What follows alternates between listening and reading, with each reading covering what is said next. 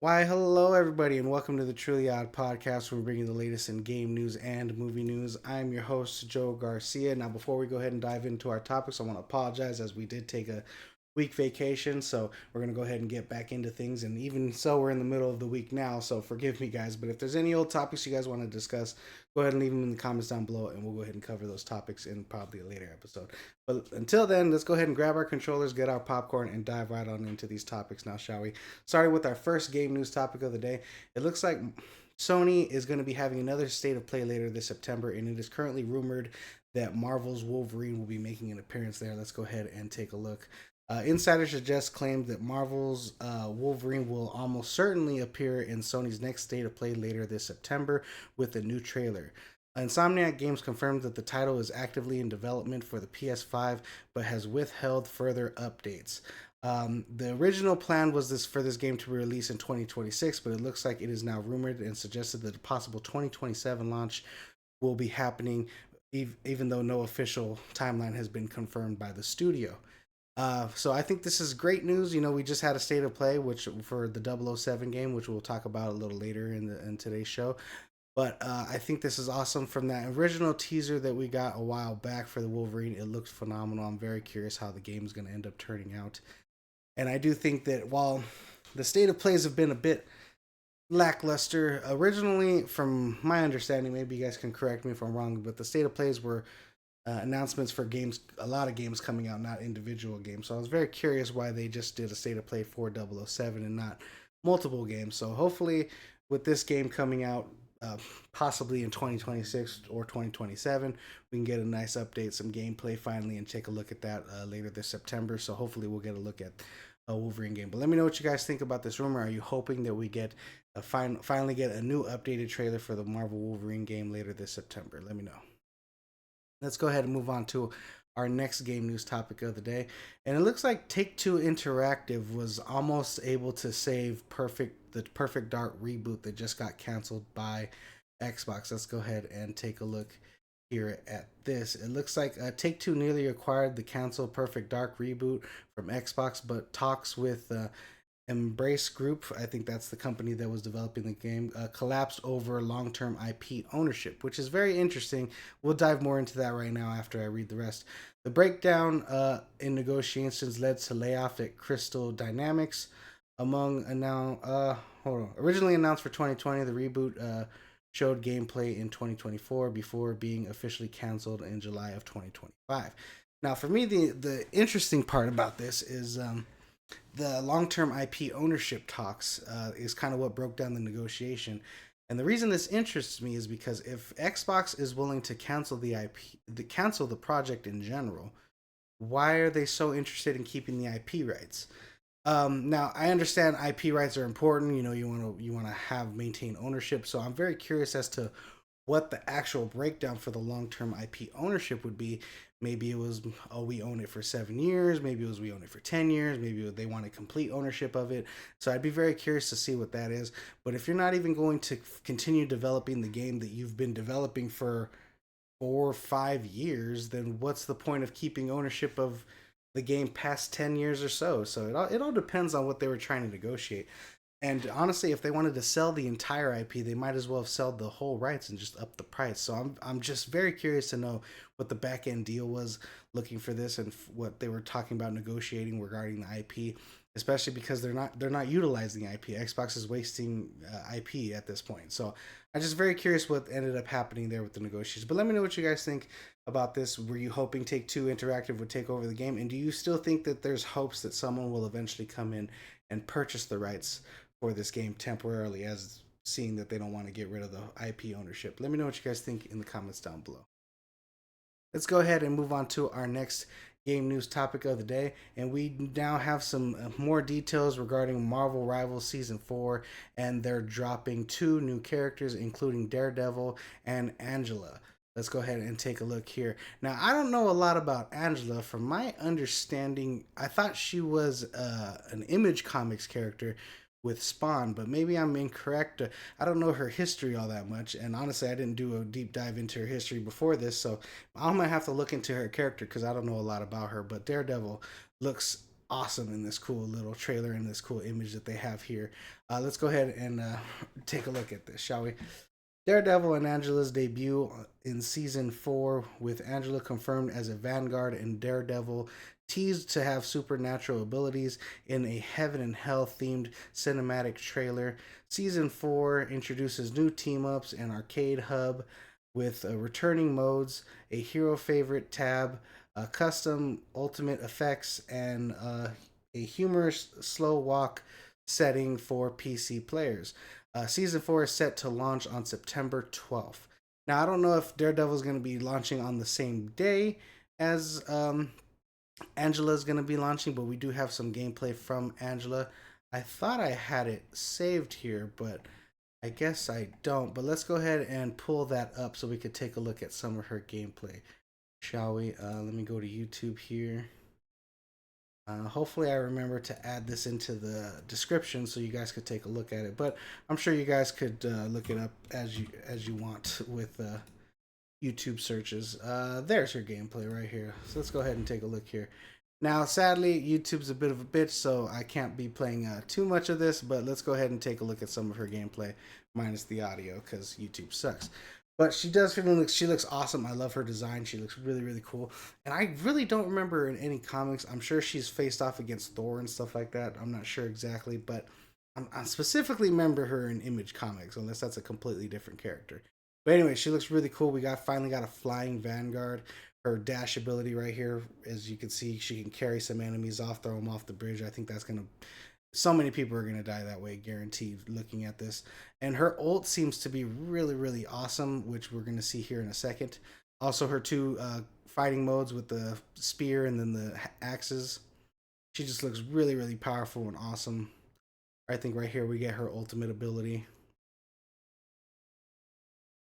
Where we go? Here we go. So it looks like she throws it down. It grabs onto everyone around them and then drains some of their health and just holds them to a certain point.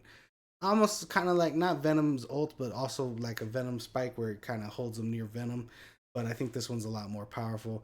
And it looks like she might be getting a team up with Thor here. I'm not sure if that was the team up.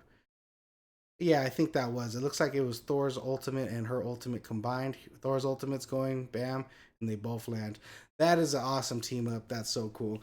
This looks like a fun character to play. Now, I know Marvel Rivals is kind of falling off just slightly here, but I think them introducing new characters over season really keeps people involved and things like that. And this looks like a really fun character to play. But let me know what you guys think of Angela in the comments down below, and as soon as we get a Daredevil gameplay, we'll go ahead and talk about what his gameplay looks like. But let me know what you guys think in the comments. Let's go ahead and move over to our next game news topic of the day. And as we mentioned before, the 007 First Sight State of Play happened yesterday, and we got 30 minutes of gameplay footage from that. So let's go ahead and discuss that here. This comes to us from IGN. Now, we're not going to watch the whole thing because YouTube, again, a bit of a bitch, but here we go. IO Interactive unveils over 30 minutes gameplay highlighting stealth, gadgets, and cinematic action while confirming a March 27, 2026 release for PS5, Xbox, Switch 2, and PC. Patrick Gibson was officially announced as James Bond, joined by Lena James and others in supporting key roles. Pre-orders are live with a $69.99 standard edition that upgrades to deluxe for early players, and a $299.99 collector's edition featuring exclusive content and bonuses. So let's go ahead and scroll down here so you guys could check out what some of the bonus pre-order things are here. Looks like you get 24 hours early access, some costumes. I'm liking this. I guess it's Dia de los Muertos, but hard to say here. I do love that. I'm not sure what these packs are going to be for in the game, but they look pretty dope. As far as this weapon, not the best pistol, but I think it looks better than this one, even though this one's the standard typical 007 pistol that you typically get. But I don't think they have anything regarding the collector's edition out as of right now, not that I can see at least. Here's some images from the gameplay here. We're going to go ahead and take a look at some of the gameplay that they released right here with this little image. So my apologies, guys. I'm sure if you guys are interested, you'll go ahead and take a look. But I'm going to basically just reviewing this.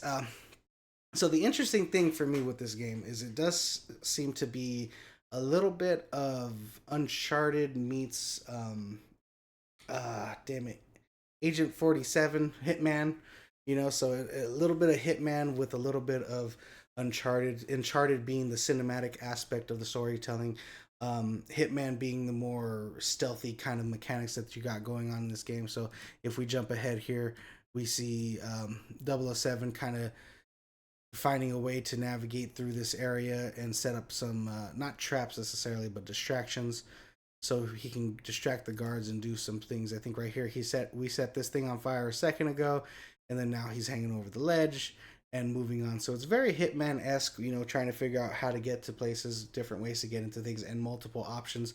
You can go in guns a-blazing, apparently, or you can go in very stealthily. It's up to you as the player. And, of course, 007 will say his notes. But some of the more interesting things here is after this massive car chase, this cinematic, I'm loving the way that the guns fire. It feels powerful. Like, it feels cinematic the way he's shooting this gun and stuff like that. So that's something that's very enjoyable for me. Let me jump back here, see some of his hand-to-hand combat skills. See, like, it just feels powerful, the weapons that he's using, the guns that he's using.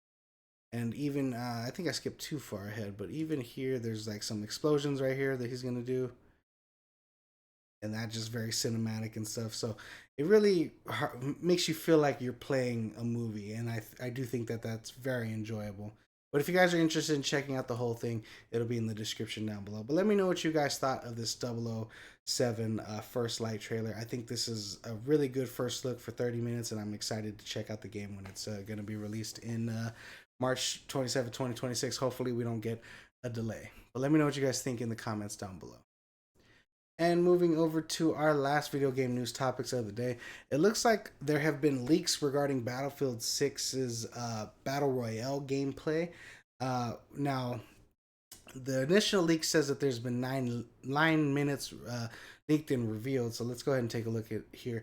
A 9-minute video with closed beta showcasing the massive map, underwater combat, destructive environments, and new gadgets like a sledgehammer and ladder tool. While multiplayer received praise during the August open beta, the Battle Royale mode remains officially under wraps, with leaks fueling speculation and excitement.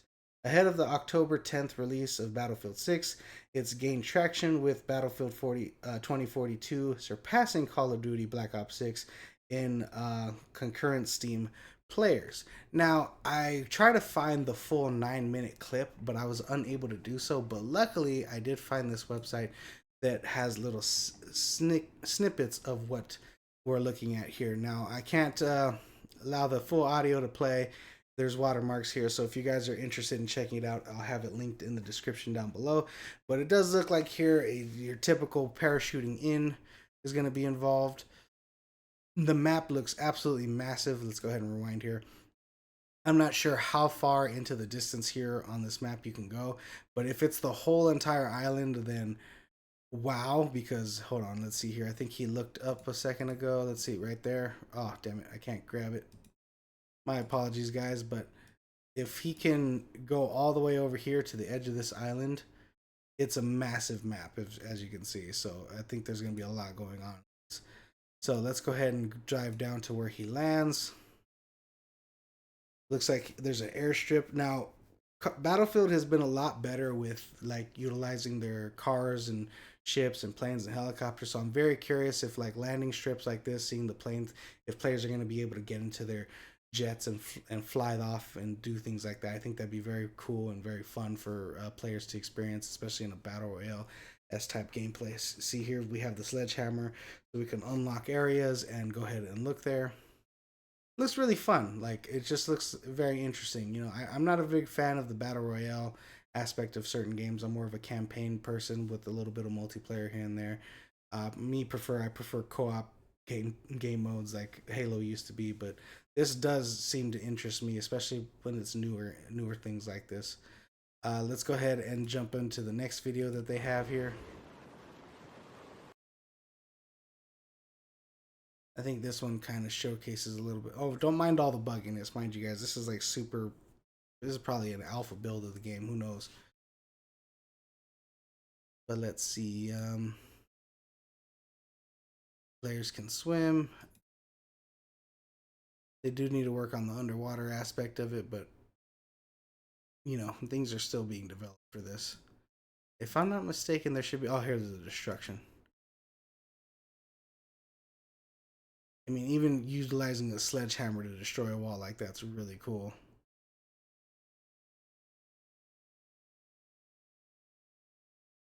And that's one thing I've always loved about Battlefield over Call of Duty is being able to actually destroy environments. Like, what was it, Bad Company 2, where someone was camping in a building, you could just put C4 on all the pillars underneath him and just blow him up and have the building collapse on him. So I love that aspect of the Battlefield games, and that seems like something that they're doing to return to form here for this one. So let's go ahead and take a look here. I think we have an explosion here. Where is it at? Destroys like a car.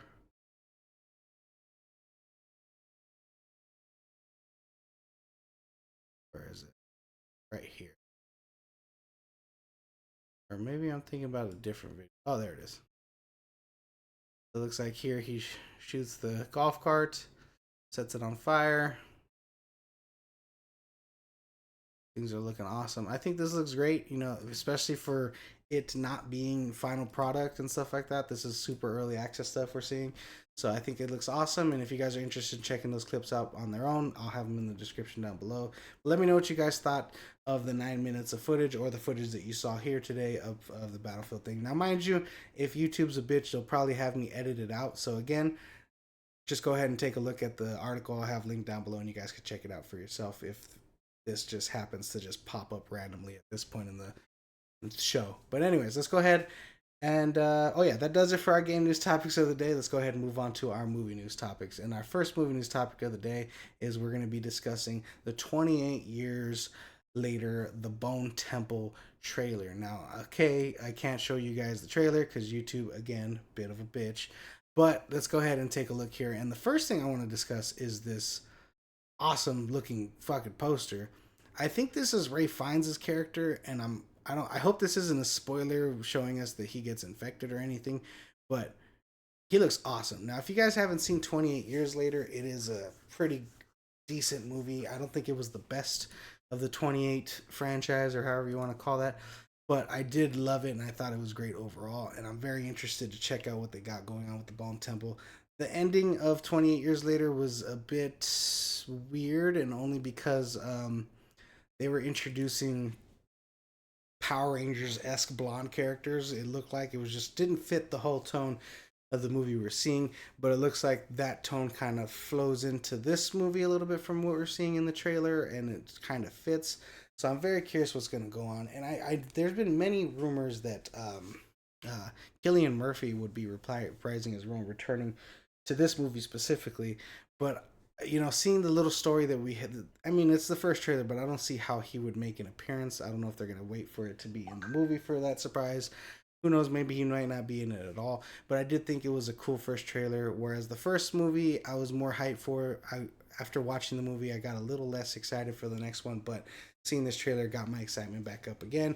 And having a focus more, hopefully, on Ray Fiennes' character is going to be very interesting because I want to learn more about he has going on, what's going on with him and that temple. He's a very interesting character. But let me know what you guys thought of the trailer down below. Are you excited for 28 Years Later, The Bone Temple? Let's go ahead and move on to our next movie news topic of the day, and we're going to be discussing the Marvel Zombies trailer that just dropped. Now, mind you, again, YouTube bit of a bitch, so I probably can't show you all this, but I just want to show you guys this beginning part here. Right there. Like, that just shows you a lot about what they're trying to do with this show. I think it's only 4 episodes, but let's go ahead and take a look here. The 4-episode TVMA rated animated series debuts on September 24th on Disney Plus, making Marvel's first venture into adult animation. MCU actors that are going to be reprising their roles include Elizabeth Olsen, Paul Rudd, Florence Pugh, Simu Liu, and more. The reprise, hold on, wait, with Toadie Williams voicing Blade in the animated debut. So sadly, Mahershala Ali, they didn't get him to come in and voice Blade. I don't know if he's going to be. It's a tough situation. I don't know if he's going to continue to be Blade, and I only say that because we have an animated film that he's not going to voice. Now, mind you, voice acted, they've replaced other MCU characters with voice acting, but it has his design, has his look, has his likeness, so he signed off on that. So I just hope that they get a damn Blade movie going because he looks awesome in this damn trailer. This is a spin-off of the What If Zombies episode from the What If series that we got. Here's the kind of the plot. Following survivors battling zombified Avengers across the dystopian landscape and a race to end the undead plague. Forgive me, guys. So, very interesting story we got going on here. We got interesting characters, and we have this awesome shot here of Blade, and he gets a cool kill in the trailer. It looks like Blade has kind of teamed up with Moon Knight, so I guess you got a Blade Knight, I guess you can call him. But he looks awesome. I love that his eyes are highlighted white as so, and then I love Conchu, so that's going to be interesting. And I'd be interested to see if he kind of gets multiple personalities or if he's going to stick to kind of like just the singular Moon Knight esque personality. That would be interesting. Now, this shot right here of Spider Man just webbing heads and decapitating multiple zombies is so cool. Great shot. And we have here some shots of other characters that we're going to see. I think this one is Miss Marvel, if I'm not mistaken. And then we have here Red Guardian, of course, Blade Knight. Hold on, dude, is that Iman Vellani? Yes, it is. It is Kamala Khan. So this is Kamala Khan, and this poster. What a awesome looking poster. I just think this looks cool. I'm excited to check this out. I think it's going to be fun and interesting, and I think it's cool when Marvel does experimental things like this. I think that's one thing that DC has over Marvel, being like DC's not afraid to delve into R-rated stuff like the Clayface movie that they have in development currently. I think that looks pretty interesting. So hopefully Marvel starts doing more things like this. I love their Dead by Daylight, or what is it called? What the hell was that called? Uh, that Marvel presentation, Wolfman one. What was that called? Marvel special presentation. What was it called? It was uh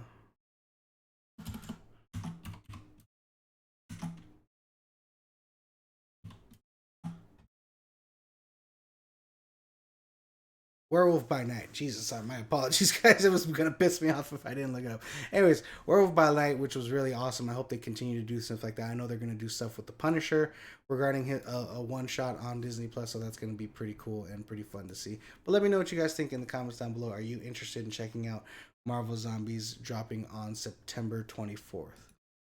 Moving on to our next topic of the day. It looks like Warwick Davis is going to be reprising his role in the Harry Potter series as Professor Flitwick. Forgive me if I'm pronouncing that wrong. But this is the professor, and here we have Warwick Davis. If you don't know who he is, he's very, very famous actor. He was in Willow and many other things. He played a lot of different characters in the Harry Potter series. But let's go ahead and take a look here. Warwick Davis will reprise his role of Professor Flitwick. Forgive me if I'm pronouncing that wrong again. Becoming the first actor from the original film franchise to join the HBO reboot. The series is a faithful adaptation of J.K. Rowling's book and is set to debut in 2027 with Francesca Gardiner, forgive me, writing and an executive producing alongside Mark Maylode and many others. Warwick Davis will not be reprising his role as Grip Hook, who has been because he has been cast already and will be played by Leon Gill. If you don't know who Leon Gill is, let me pull him up. Oh, that's this gentleman right here at the bottom right. He will be reprising. He will be taking over the role of Grip Hook. And if you don't know who Grip Hook is, he's the let me Google Grip Hook so you guys know which character he is. I think he is the not Doors, Goblin from the bank, if I'm not mistaken. Yes, it's this one right here. So this is Warwick Davis as that character, and it looks like originally it was played by this gentleman before he passed away, and then Warwick Davis came over and took the role. I think this is the other gentleman playing him currently. But yeah, we have a new actor reprising this role, and we have Warwick Davis returning for the Professor, which I think is awesome. And hopefully, we see Warwick Davis in other roles in the movie. I think he is a great actor and he does great stuff. But let me know what you guys think. Are you excited to see Warwick Davis returning to the Harry Potter franchise? Go ahead and move on to our next top movie news topic of the day. And it looks like James Gunn has announced that Superman Man of Tomorrow is set to be released on July of 2027. Let's take a look here. He did a social media post showing the following image, which we have here on our main topic screen, which is a really awesome image showing Lex Luthor in his suit finally. So hopefully we'll be able to see that in the movie. I think it's a cool image for them announcing Man of Tomorrow in theaters on July 9th, 2027. But let's go ahead and take a look here and break this down for you, shall we? Excuse me. James Gunn confirms the sequel to Superman. Confirms the sequel. Superman Man of Tomorrow will hit theaters on July 9th, 2027, with David Cornsweet and Nicholas Hoult returning. The story will continue Lex Luthor's rivalry with Superman, likely featuring Lex Luthor's war suit as teased in James Gunn's announcement artwork. Following the success of Superman, which has made currently $611 million globally, the sequel leads the packed DC slate that includes Supergirl and Clayface releasing in 2026 and will be released ahead of the Batman Part 2 in October of 2027. So they do have a lot of stuff going on. Now, mind you, that Batman movie has nothing to do with what's going on in the DC universe. It's a separate story being told altogether. But I do think this is awesome that they're getting things rolling. My concern was they were going to do kind of what they did to Henry Cavill Superman, where they had his movie and then just put him in a bunch of different ones that weren't an actual sequel to Man of Steel, but we are going to be getting a sequel to Superman. It looks like James Gunn is going to be helming most of the Superman movies, but I do think he will be the one to direct the Justice League movie whenever they get that up and rolling. Because I know that they're currently developing a Wonder Woman script. I know that they're developing a Bat Family movie. I forget what that one's going to be. The Brave and the Bold. So we'll probably get Batman there. We'll probably get a Batman Brave and the Bold before we get a Wonder Woman. And we'll probably get a Justice League sometime around 2029, I want to say, maybe. So we'll see what ends up happening. We'll see how far they move things along. It's going to be very interesting to see what they come up with regarding this story and these characters. And I think they're doing good so far with what they have going on. The Supergirl movie interests me the most because the Lobo is going to be in there, and there's a lot of opportunities for them to introduce new characters because I think it's going to be more of a space adventure kind of movie. And then with the Lantern series, and right now we have Peacemaker out, so they're doing really interesting, fun, and cool things. So I'm excited to see what Superman Man of Tomorrow will end up being, and thank God we don't have to wait till fucking 2030 before we get a Superman sequel. We only gotta wait 2 years. But let me know what you guys think in the comments down below. Are you excited to check out Superman Man of Tomorrow, and are you happy you don't have to wait so damn long? Let me know what you guys think. Let's go ahead and move on to our last movie news topic of the day.